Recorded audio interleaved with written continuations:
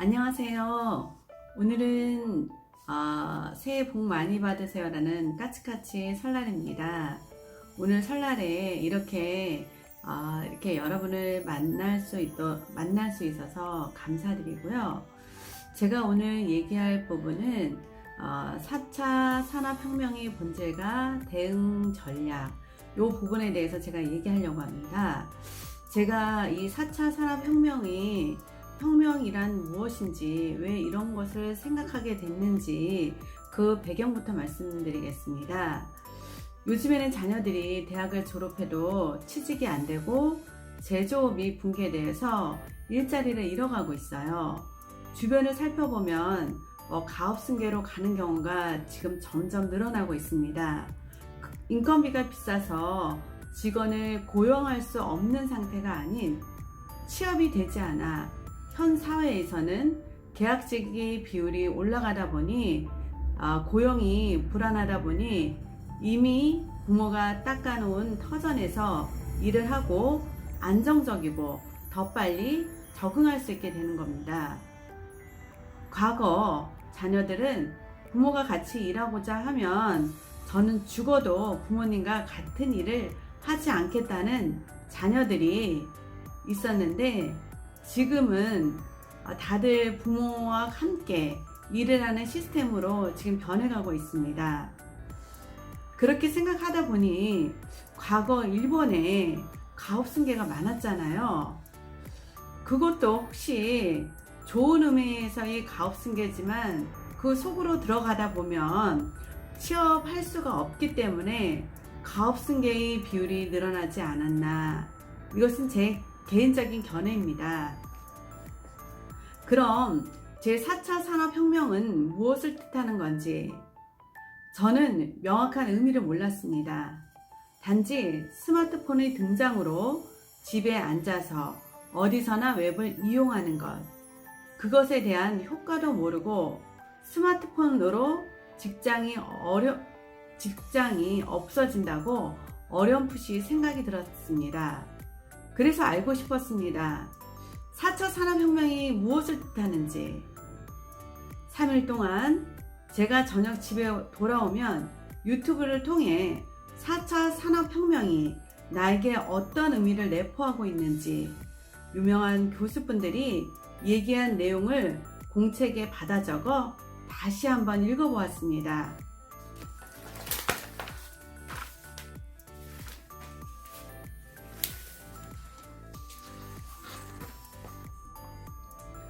그동안 풀리지 않는 실타래가 풀리는 순간 머릿속이 시원해지고 맑아졌습니다. 부모가 어떻게 해야 공부하는 자녀는 어떤 방향으로 나가야 하는지 그 방향을 제시해 줄 수 있기 때문입니다. 우리는 이상만 따를 수 없습니다. 우리는 발이 땅에 닿고 있는 것은 현실에 적응하면서 이상을, 꿈을, 미래를 어떻게 설계할지 접목하는 게 가장 중요하다는 것을 알고, 현실과 꿈을 어떻게 연결해 나갈지 그 이정표를 찾고 제시해 줄 수 있어 감사했습니다.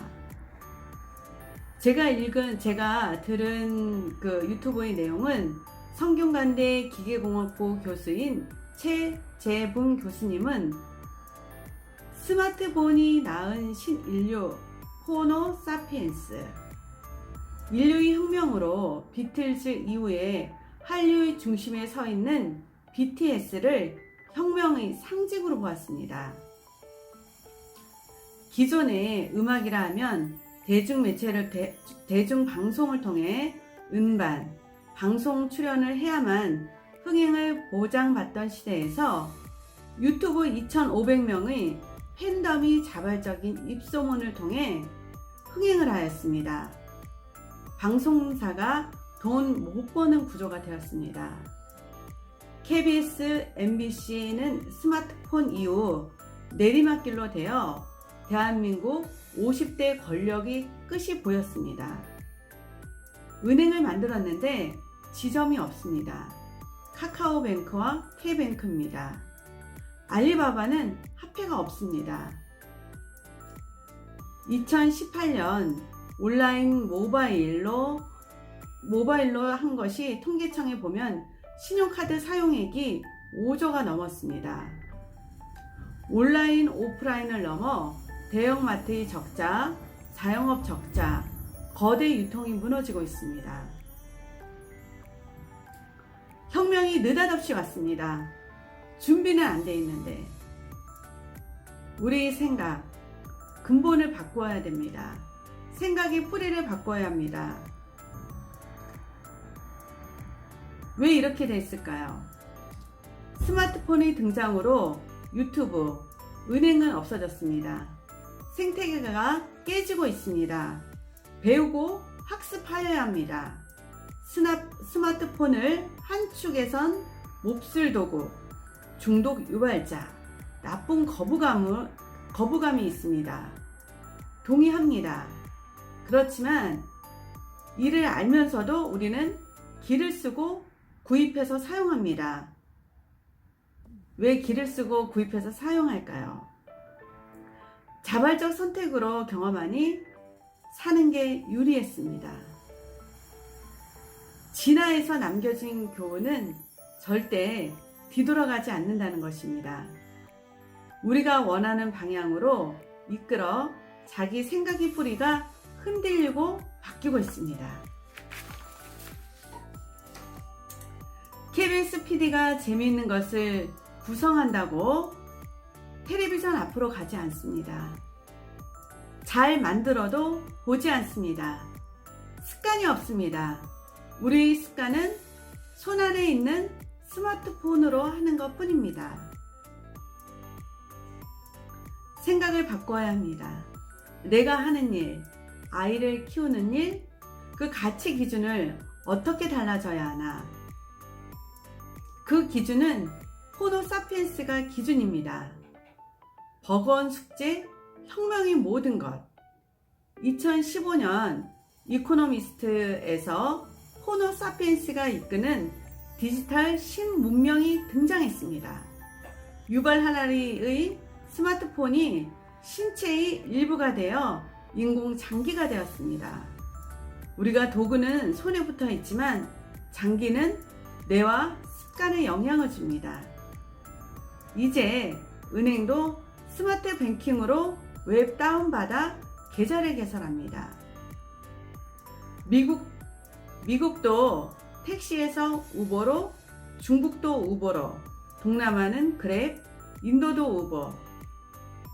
폰 있는 사람들은 나눠 쓰고 싸게 비용을 지불합니다.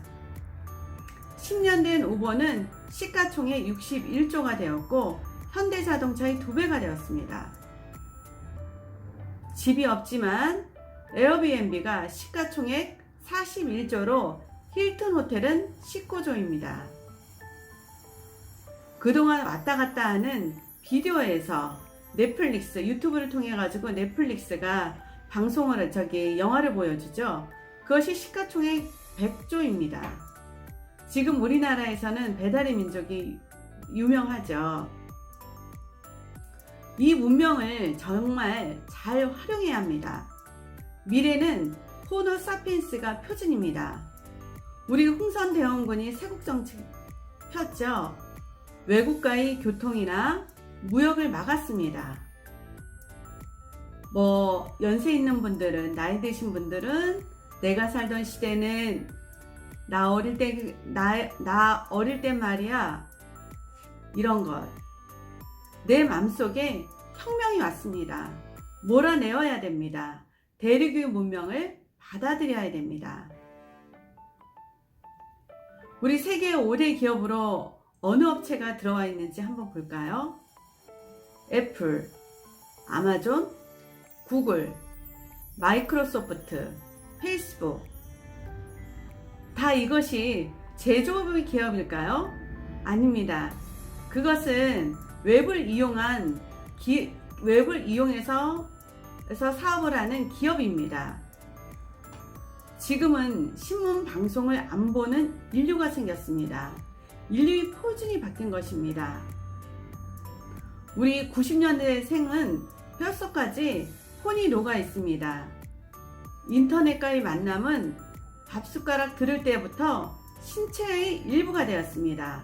뇌가 바뀌었습니다. 궁금하면 전화해서 물어보는 세대가 아니라 검색을 합니다. 학습하는데 인공지능을 접목하고 있습니다. 그 학교 학생들과 1년 동안 스터디를 하는데요. 진짜 코딩하는 것만 학원에서 2개월만 배우고 그리고 나머지는 스터디 그룹을 통해서 하고 있습니다. 그리고 그것으로 논문도 쓰고 실적도 다 내고 있습니다. 그렇게 한 후 그들이 너무 재밌어가지고 그거에 대해서 심도 있게 공부를 하고 있습니다. 일례로 어떤 예가 있냐면요. 성균관대 1학년 문과생이 스터디 그룹 AI를 공부하게 되었습니다. 그래서 그 자료를 스탠포드 대학교에 있는 앤드류 교수의 수업을 듣고 하는 것입니다. 그래서 이 스터디 그룹이 지속력을 갖기 위해서는 총장에게 메일을 보냈습니다. 수업을 개설해 달라고. 총장과의 면담을 통해 가지고 이것을 과목으로 수업이 개설되었고요. 이 수업을 통해 가지고 토론도 하고 숙제도 하고 그리고 가장 필요했기 때문에 빠르게 개설되었습니다. 요즘에는 교수님들도 이런 아이들을 가르치려고 하고 있습니다. 근데 아직까지도 성균관대 아이들 중에 일부에는 이런 아이들이 들어온다라고 얘기합니다. 어떠냐면 엄마가 수능 볼 때까지 스마트폰 못 쓰게 했다고. 그래서 엄마가 우린 성공한 거라고 그렇게 얘기를 합니다. 교수님께서 답답한 게 뭔지 아세요? 스마트폰을 사용하지 못했기 때문에 구글링 할 줄 모릅니다. 구글링은 얼마나 강력한 힘을 가지고 있는지 경험을 하지 못했습니다. 두 번째로 SNS를 못하니 친구도 없습니다. 사귀려고 해도 알아야 사귀는데 할 줄 아는 거는 시험 잘 보는 것밖에, 시험 안 보는 과목은 들으려고 하지도 않습니다. 왜냐고요? 구글링에서 PT 자료를 그림과 같이 만들어야 되는데 그럴 능력이 없습니다. 요즘 문과아이들이 인공지능 스터디 그룹을 만듭니다. 교수님께서 너무 기가 질린다라고 얘기합니다. 이곳에 와서 비즈니스 하는 아이들도 있고 인플루엔서 하는 애들도 있다라고 합니다. 그럼 이렇게 스마트폰을 수능 볼 때까지 보지 않는 아이들, 이 아이들은 어떻게 해야 되죠? 방어 기제가 생깁니다. 작동을 해요.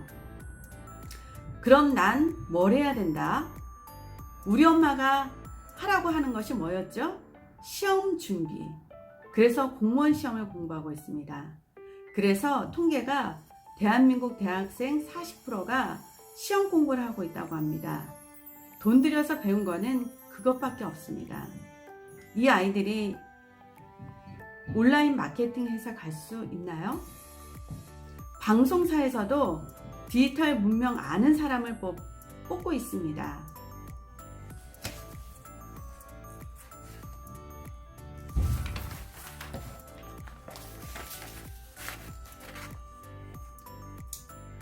우리 부모의 생각이 이제는 모든 게 틀릴 수가 있습니다. 앞으로는 모든 문제를 아이들이 원하는 대로. 왜 그런지 아세요?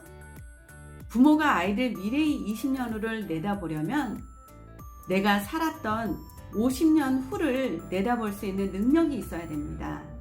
하지만 지금의 아이들은 검색과 데이터를 통해 충분히 20년 후를 내다볼 수 있는 능력이 있습니다. 서로 탐색하면서 그 길을 같이 가져야 됩니다. 미디어 산업에서 일어난 변화, 권력의 이동, 미디어에서 소비 유통 분야로 확대되었습니다. 다윗 개미들이 골리앗을 부수는 생태계 혁명이 본격화된 것입니다. 중국 거지도 QR 코드로 현금 받지 않고 있답니다. 핀테크로. 우리 잘할 수 있을까요? 우리 무조건 58년 개띠가 태어났을 때 1인당 국민소득이 우리나라가 65불이었다고 합니다. 지금으로 봐서는 아프리카 티니지 출신. 유엔에서도 지금은 아프리카 티니지가 1100불인데 유엔에서는 먹고 사는 것도 힘들어가지고 발전도 안 되고 교육도 안 된다라고 얘기했습니다.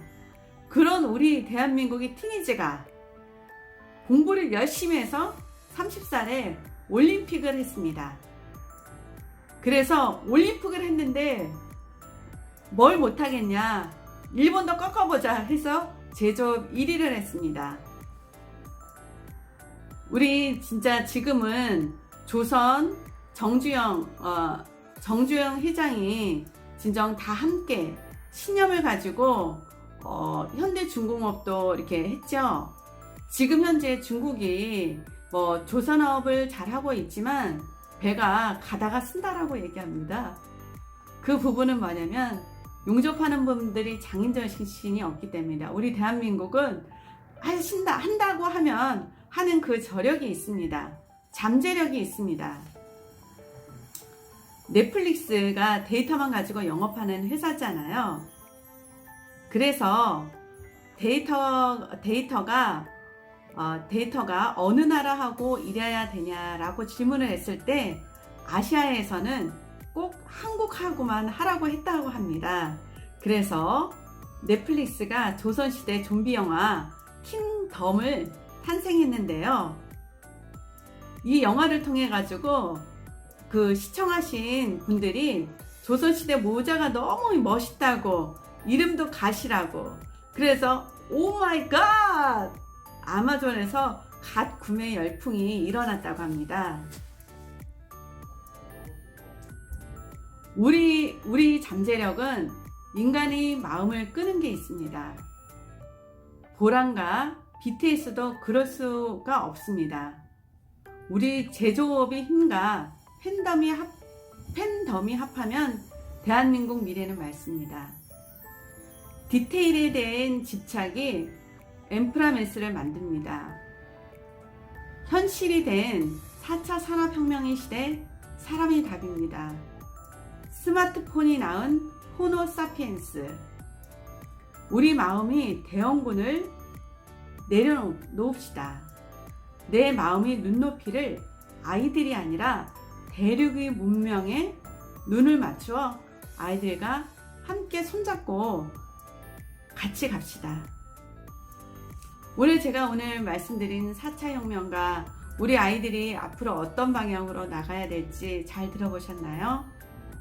제 얘기를 처음서부터 끝까지 잘 이해가 안 될 수도 있습니다. 그러면 우리 성균관 대학교에서 근무하시는 최재분 교수님이 4차 산업혁명에 대한 그런 유튜브를 통해서 한번 보시고요. 좀 더 이해를 가지고 아이들과 함께 발맞춰 나가는 우리 신여대TV 시청자들이 되어 주셨으면 감사하겠습니다. 감사합니다.